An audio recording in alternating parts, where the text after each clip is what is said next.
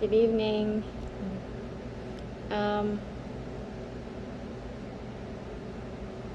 So if somebody wishes that you don't heal,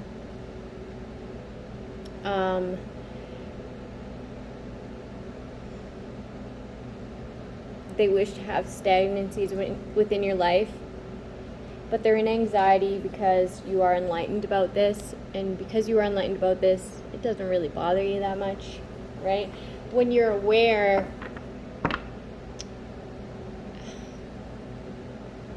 you just come to accept certain things, and it's not anything that you can change, because we can only change ourselves, right? It's not that we can change that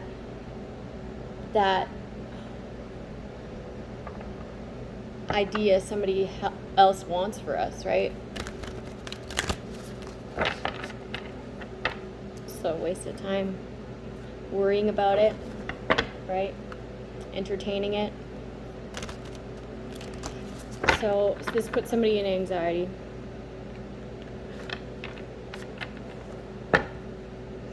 The maturity level that it takes for someone to be in anxiety because you heal,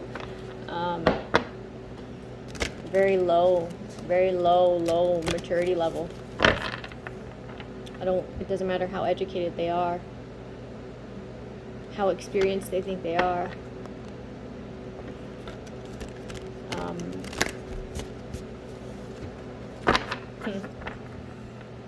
And maturity doesn't speak about age. If you are speaking about age, then you specifically have to say, like,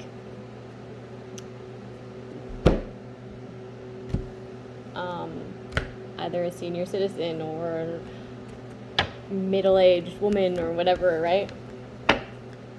You could be 80 and not grow past 12.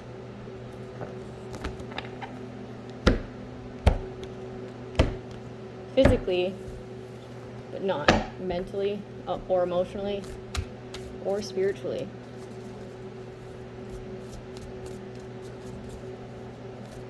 Some people after traumas, they just like decline in the spiritual aspect, right? That's how we get people who are atheists, who aren't like, you're not born like that, right? You're born straight coming out the spiritual realm. Okay, that's why you'll see, like, they say, like, straight out of the babe's mouth, and you'll hear kids saying the darndest things. Yeah, somebody feels burdened by these illusions that they were working towards. Their goal was to create an illusion around a narrative around your name. Okay, this was intended to weigh you down and cause you depression, and now they're in anxiety because it's just not working, and that energy has to go back. Okay, and now they have to sit with everything that they've done, knowing that you know.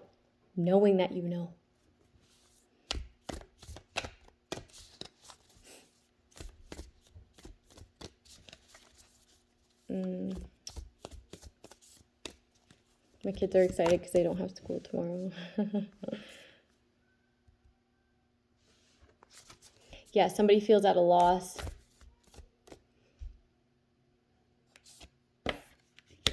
But they don't feel at a loss because they did this. They feel at a loss because it didn't work. They don't want to move on. So they're just sitting in this state of, like, they're like wallowing. They're just sitting in it, like wishing that they could.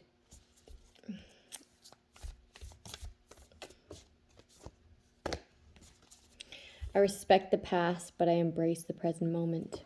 These past people.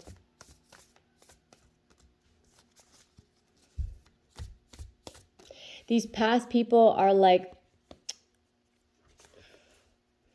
at a loss because they can no longer, like, be in your energy. If they can't be in your energy, they can't weigh you down. And that means you get to move on. They can no longer be a stagnancy. Be like a fork in your road.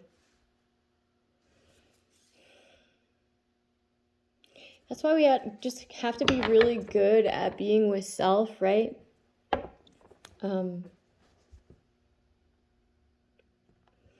Like we're all gonna have losses in life, right?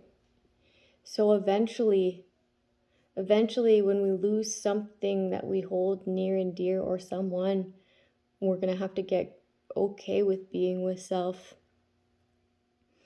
We're all gonna have to surrender sooner or later,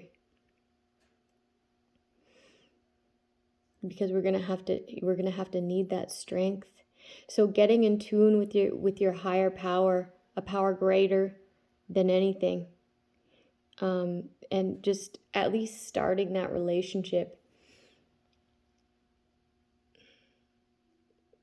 it will be a huge advantage in the grieving process, because there's a lot of things that we're going to have to grieve. Okay, somebody is like realizing that they made you more equipped for life's challenges, by targeting you, by making it so that you had no resources. Okay, this made you have to surrender. This made you have to lean on faith, because you had nothing else. They made it that way. So like the faith that you have is like, it's undeniable when it comes to these people. They're like baffled.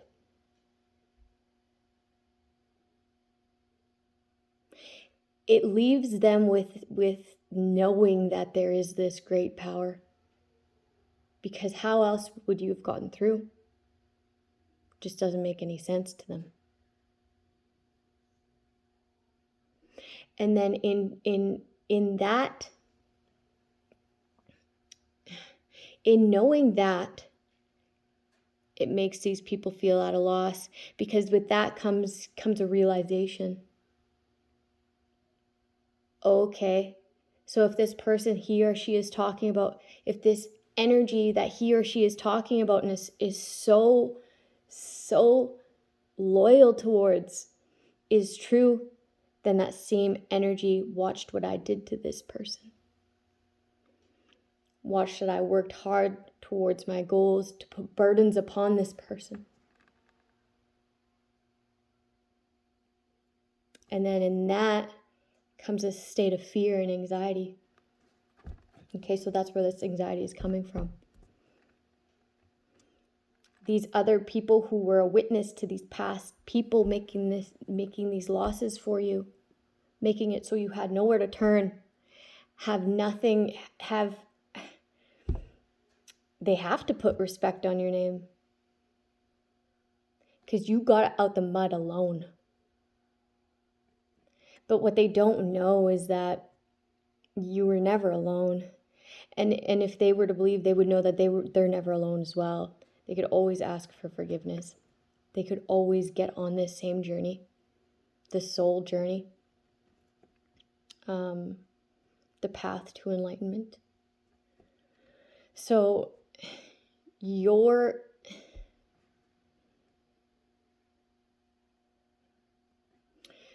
story is like allowing people to see something.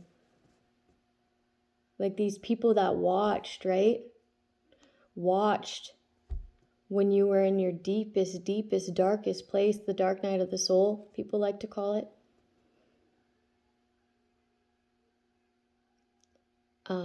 And compare it to where you're at now, in the present moment orientated. This allows people to see not only your potential, but the potential that could be within them. So, I mean, like, that's why the crowd was gathered. And maybe your story allows these people to take the next big step for themselves. Okay, and that is the ripple effect. 10 of Swords in the reverse. Because it didn't matter how many swords they try to put in your back. You always got back up. You always got back up and took another leap, another bound, leaps and bounds. And maybe you fell down and were worse than you were when the last step. then you got back up. Again, like it's just, it's amazing. It's amazing.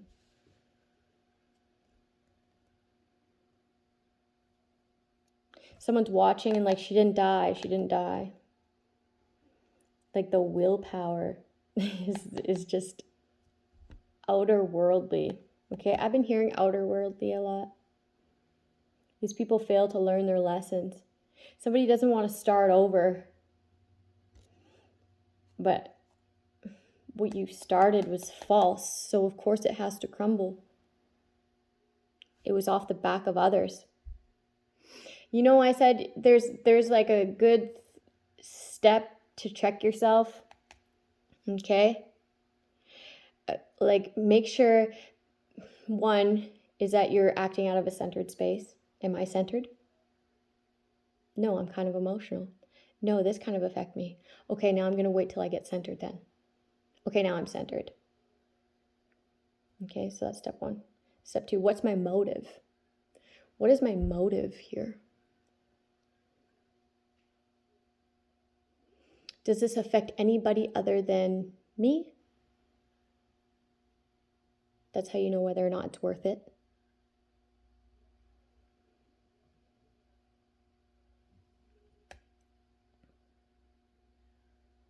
Sorry, I'm channeling quick.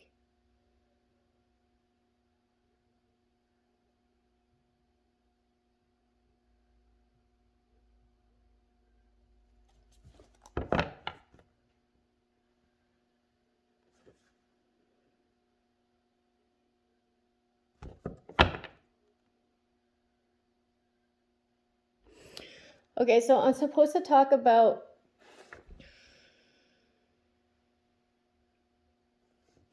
I'm supposed to talk about self-harm, okay? Self-harm. So somebody could be like suffering with like tendencies to like harm themselves. I don't know how.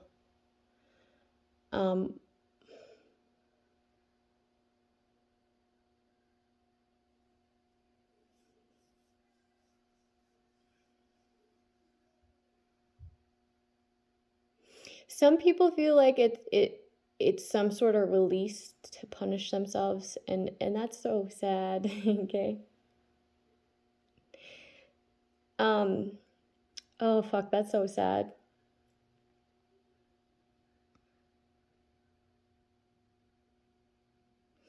If you are suffering from this, okay, you have a lot of triggers. Okay, and you feel oppressed as if nobody understands you. That's like a type of misunderstanding, right? Damn, I'm gonna cry.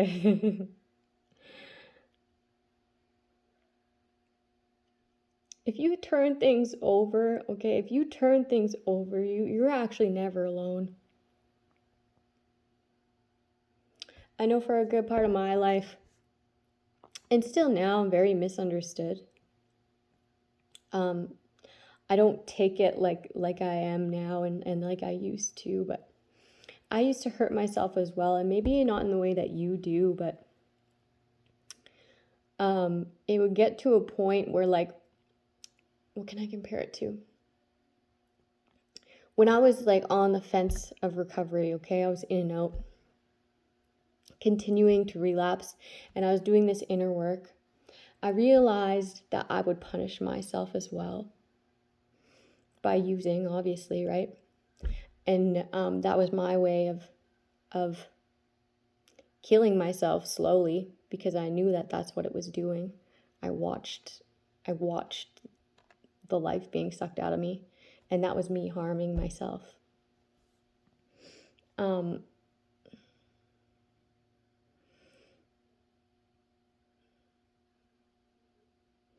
You're never alone.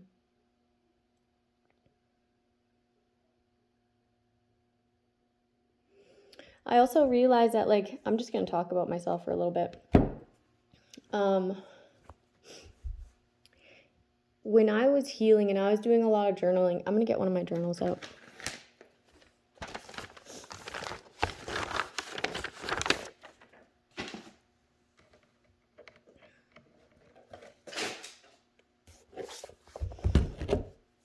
practice meditating, even if you can just do a minute a day, and then a minute the next day, and then a minute the next day. But it's really important that you find at least that minute.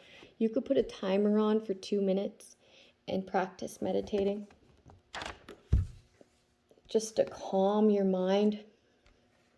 Get a journal. Express yourself that way. Okay? If you're not good at prayer, practice, because the more you practice, the better you get at it. Journaling was my way to freedom because of this misunderstanding, because of this oppression. Okay?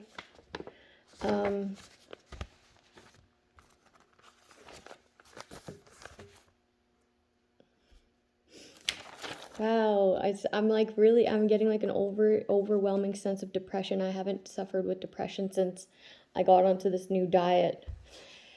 Speaking of that, maybe you need to change your diet to like an all meat diet, and then slowly introduce other things. Okay, sugar is a big one that'll fluctuate your moods.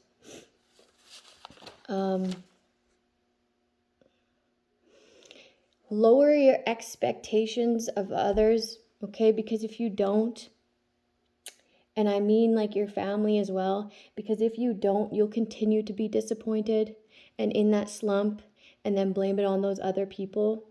Okay, we have to make it about us, and we have to lower those expectations and not expect them to be anything for us or be anything grateful for us, because when they don't, it's going to hurt more. Okay? But what we can do is change ourselves. So that means we can change our expectations of those people so that we don't get disappointed anymore. Okay, and when they don't disappoint us, it'll be even more fulfilling because we didn't expect it. Okay, but the point is that we won't be disappointed at their lack of showing us that they care. Okay? And there's people out there that have been through this. But you got to get good at being alone. And how you get good at being alone is to get that really strong relationship with God, or your ancestors, or the universe, but a power greater than yourself, okay? There's literally spirits everywhere. You're never alone. You're really not. Okay, and I know it feels that way.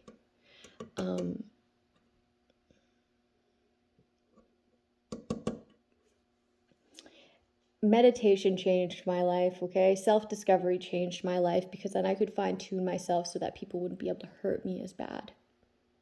And I say as bad because it still hurts, but we get better and better and better and better and better as we practice.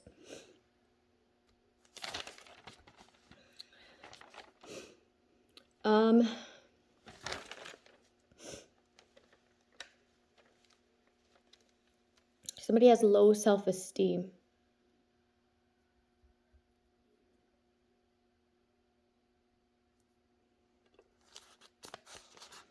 Due to like continuously having to be in survival mode.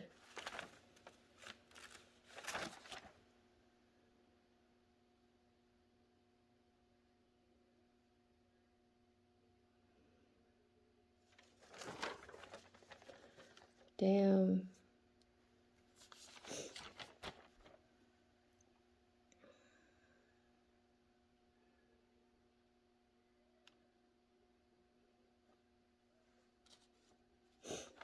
Somebody could be suffering with disassociation.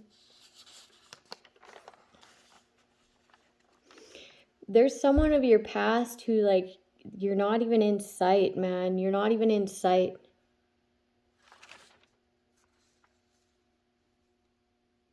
They know that there's no way in. But they're burdensome because they had something come in of yours to them. Now they feel at a loss because they're looking for a way in, they can't find it because they already burnt that bridge. Manipulation. Now they're in fear. Okay? Something about people pleasing. Be done with people pleasing. Just because it feels awkward.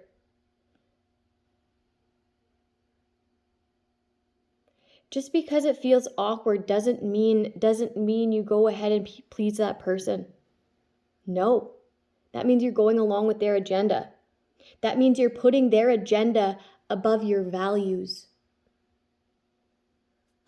Okay? Trust your path. Trust that it's a soul journey.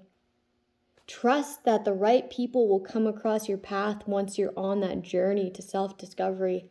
Okay? It doesn't matter. You're going to be put to certain tests where you have to take that fucking leap of faith. Leaf? I was going to say leaf. So that could be significant. Where you have to take that leap of faith. Keyword faith. Okay? There's like stages to this shit, and you have to do that. You have to be willing to do that. Because if you don't, and you were to look back and you were to take that path, that path, that path, that path, or that path that's easily, readily available, well, then that means that I'm not valuing myself. I'm not respecting myself. I'm not standing my ground. I'm not stating my boundaries and standing on it. If I take one of those paths. But if I look ahead and I do this alone, then I am. Then I am standing in my power. Then I am putting myself first. Then I am having faith in a power greater than myself. There's a level up. Okay? This fear was an illusion this entire time. Wow. I really can do this. Other people are seeing this.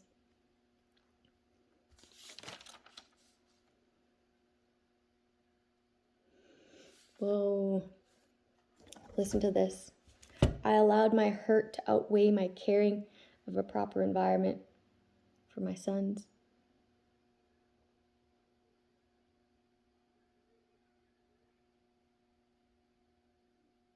But I needed them around. I needed them around because their love was the only good thing I had left. Hopelessness. Like someone's really feeling like this, okay? This is like my journal, okay? This is my journal to freedom. And me saying that, admitting that to myself, was a big step. I no longer feel that hurt. I no longer feel that hopelessness. So there is ways, but you got to get it out. And that's why, like, I put journaling, like, journaling saved me along with other things, right? I say a lot of things saved me because it's complex. But in order for me to take some value out of what I've been through, I had to get it out and understand what it was. This mess that was my inner self, my inner conflict. I had to get a good understanding of it so I knew what to do, how to tackle it. So I knew how to transform that and allow it to work for me in a positive way, to turn those negative things within me into positive energy. But I need to know what it is first. If you're feeling guilt or shame or like you're avoiding something, you're always trying to find things to preoccupy your mind, then yeah, it's time to start that path. Maybe you feel so guilty and so shameful and so whatever, deflecting, that you don't even trust yourself anymore. You don't even trust yourself because you fuck everything up. You're always in regret. You're always at a loss. You're always just trying to move on with your life. Move away from all that was weighing you down. I'm getting heavy illusions here. Maybe you have heavy trust issues.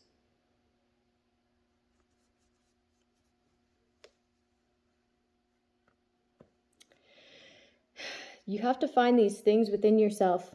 Like, I would write a statement. Okay, when I told them how I died, every time they'd stonewall me and not say anything, many times, it made me feel that nobody cared. Nobody cared if I lived or died. They actually wanted me to die. They're actually upset that I didn't die, that God brought me back. And then when I identified what that was, because I'd write little snippets, little paragraphs of something that I thought, that was a repetitive thought of mine. And I'd write all these thoughts down. Okay? And then I do like a little rebuttal with one word. How would I explain this one little thought, repetitive thought, in one word? Trust issues.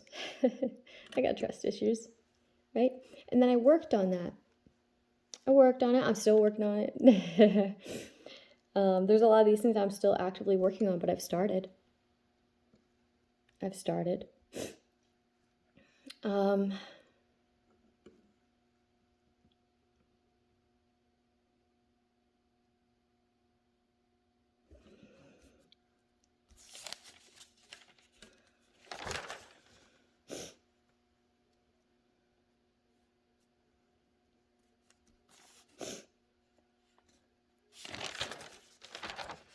Look at this.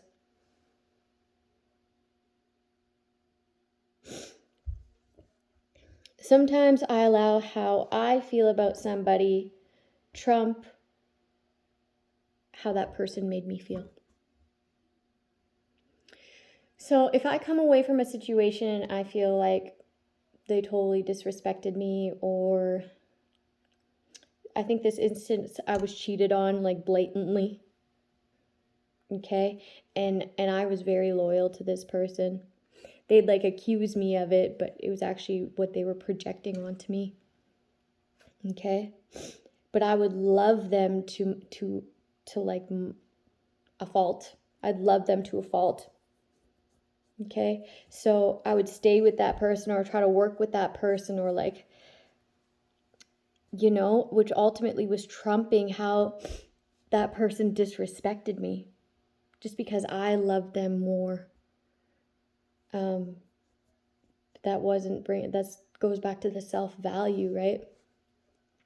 Just because that person didn't choose me or they chose somebody else doesn't make my value go down. What makes my value go down is if I allow my emotions to keep me with that person that treated me that way. Okay? And this is where you have to flip the switch. And by flipping the switch doesn't mean to react, okay? It means to use your mind over your heart.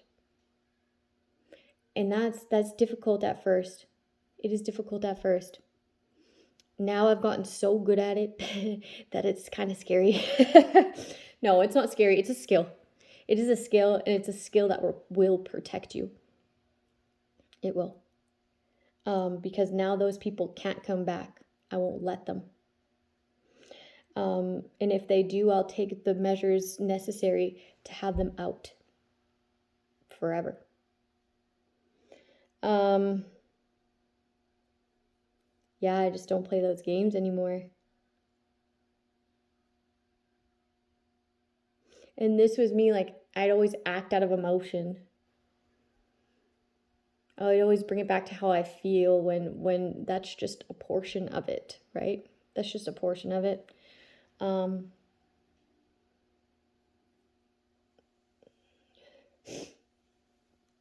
was in a state of hypervigilance, like on eggshells, walking on eggshells 24/7, to the point where, like, I don't know how to explain it, like timid. So there's a lot of things that I had to work through. I didn't know myself anymore. I just didn't. I didn't know how normal felt. I didn't know how not being anxious felt. And then I ended up, like, working through that, and even being in the midst of chaos, I'm peaceful. So, like, you can do it in any state, in any environment, if you have enough faith.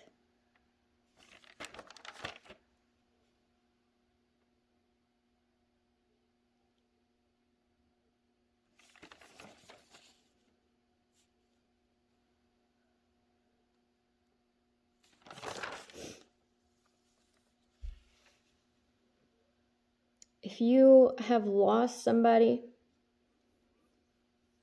if you have lost any, I'm getting babies, but if you've lost somebody, okay, I lost, I'm not going to say, but I lost somebody really close to me who was an angel in my life, okay?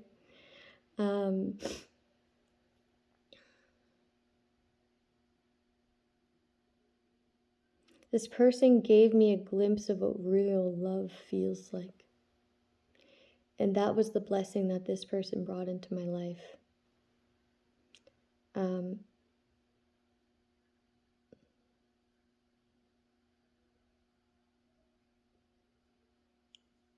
This person showed me a righteous path and loved me when I couldn't love myself.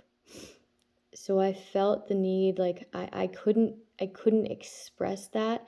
So I wrote a letter. I wrote a letter to this man.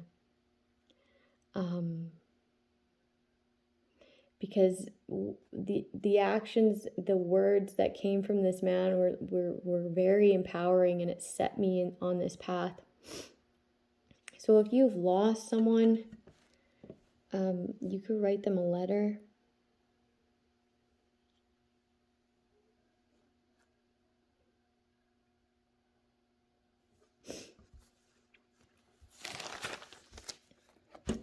Okay, maybe I should pull some cards. Actually, I don't feel like doing cards, so I'm not going to. I'm going to.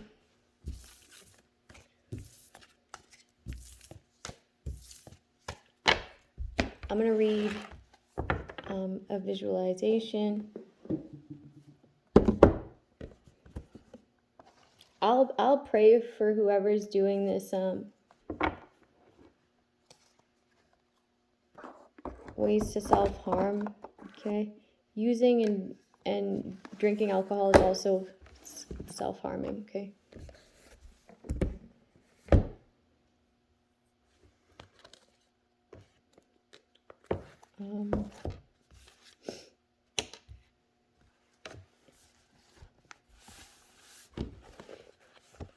Even if it is like an energy backfire, people are ignorant, right? And if they knew that shit would always come back to them, they wouldn't have ever sent it, okay? If they knew it wouldn't stick to you, then what's the point? Because that's all they want to do is like break you. So I mean, like, they're gonna have to surrender eventually. So it's best to just think of them as like immature, like a little baby or some shit, like a kid who doesn't know better, right? Maybe they have to get shocked 50 times before they stop touching that electric fucking fence.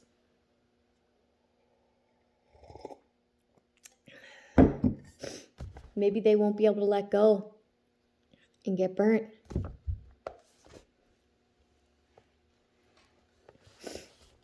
And that's just like a stupid, right? They don't know any better.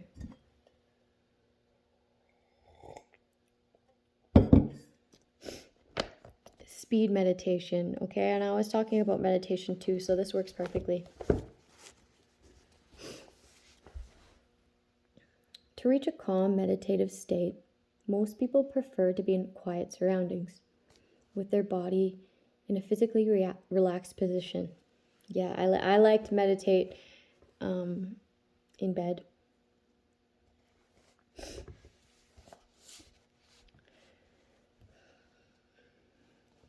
This is not always easy. We live such busy, stressful lives that there are often random thoughts in our heads or noises in our environment that prevent total quiet. The good news is that meditation can still be achieved, since this conscious expanding state originates in the mind. Environmental challenges such as noise and being physically uncomfortable will distract you only if you let them.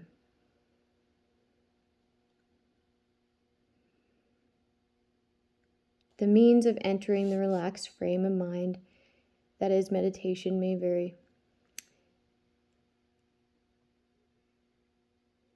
But what's important is that you are able to reach that level of calm consciousness vital for reflection. Once achieved, the quiet, altered state of mind operates in the same manner, no matter how it was reached. There is a meditation technique I used when my environment lacks physical comfort, calm, and quiet. I call it speed meditation. The extreme sense of motion experienced during speed meditation causes confusion in our thought patterns, which disrupts our state of consciousness. This disruption in logic activates the subconscious mind, where calmness can be found. 1.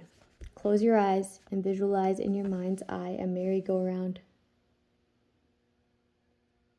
Visualize it as it sits motionless, capturing as much detail as you can.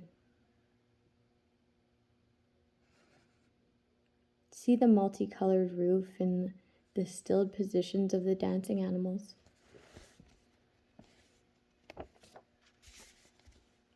2. Start up the motion. Watch the animals move up and down as the carousel spins around. 3. Increase the speed. Watch the animals go by faster and faster, concentrating on seeing as much detail as possible. Some people might find this dizzying until they get used to it. If you feel a little off balance, visualize the carousel rotating in the opposite direction. This will rebalance you. Then try increasing the speed again.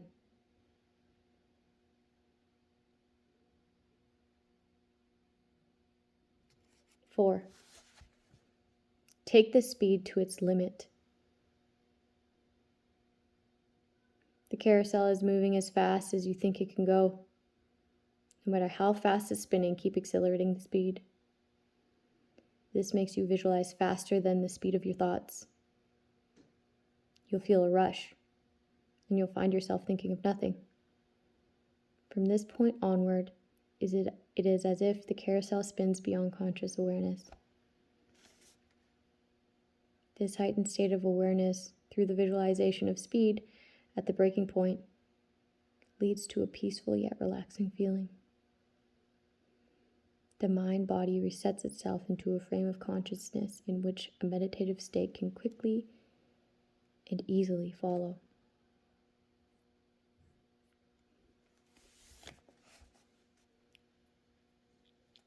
Okay, I'm going to read one more of this, and then I'm going to call it a night.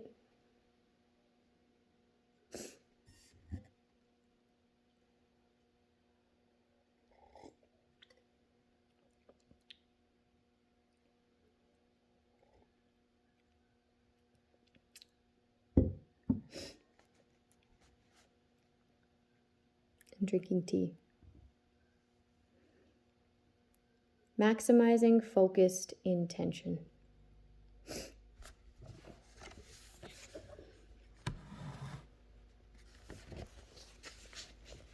Now that your beliefs, intentions, and expectations are aligned towards your healing, the next step is to know that you're ready, willing, and able to implement self-healing. Information is constantly being exchanged between your quantum hologram and your physical self. Visualizations are tools you can use to be in control of this information exchange process. You know where to direct your immune system for optimum performance. This is at the end of the book. So if you want to read this book, it's called The Path of the Dream Healer, The Quantum World of Energy Healing by Adam.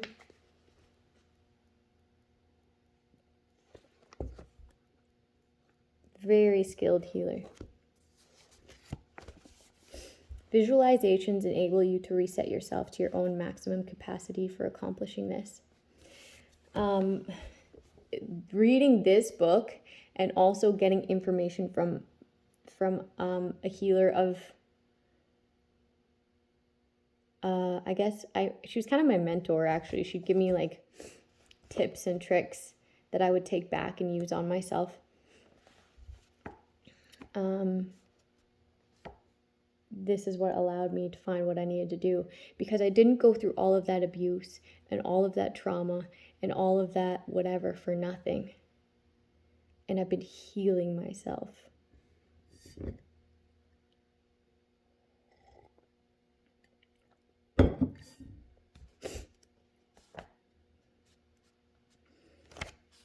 Visualizations, when done with clear intention and detailed focus, incorporate all five senses into a dynamic and realistic feeling of experiences of the event. When you envision your mind's eye with the vividness of a true experience, triggers your subconscious mind into action. This maximizes your focused intentions in order to optimally guide your immune system into correcting the problem. Chronic problems are often no longer recognized by your body as difficulties because it's become accustomed to them. They're often overlooked or ignored so that your body can concentrate on the new incoming information. Visualizations can reawaken your body to the awareness that there is a problem so that your immune system can respond. See my dyslexia just pop out real quick.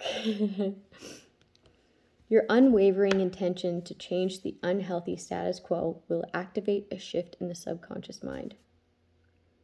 Expand on your visualizations to include all of your senses. A good practice of this is like to just like sit and close your eyes. And then like, I don't know, I used to just sit and close my eyes and see how many things I could hear at once. The TV, a vehicle, the energy from the lights, my breath, the kids stomping. Stuff like that, right? Just little practices like that. People have different dominant senses. Yeah, everybody's different. So some may find it more realistic to hear their visualizations. Others may find that they can feel the visualizations more accurately.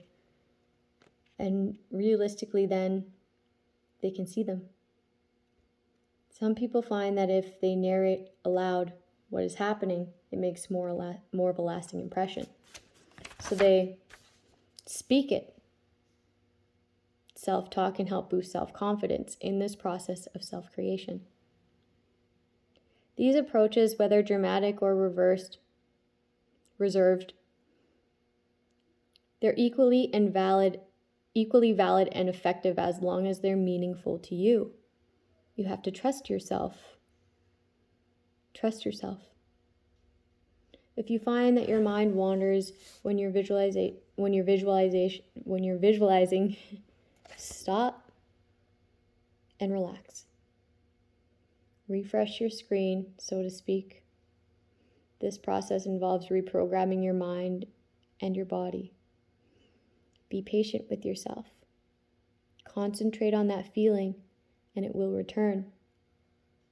Refocus.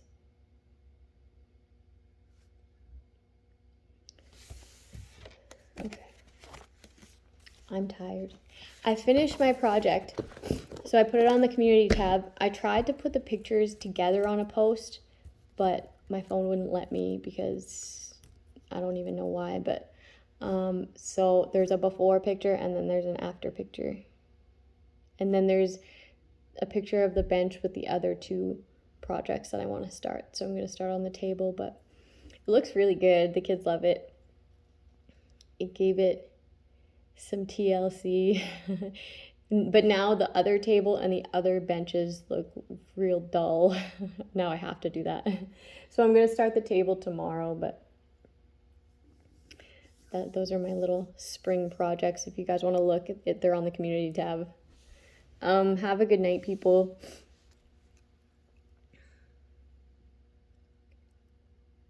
Everybody deserves happiness. everybody. It doesn't matter what you've done, you still deserve to be happy. At least even if you're dealing with like whatever karma you have to go through, like at least make that state happy. It doesn't cost anything to be happy. It doesn't cost anything to be positive. That will reflect on your character.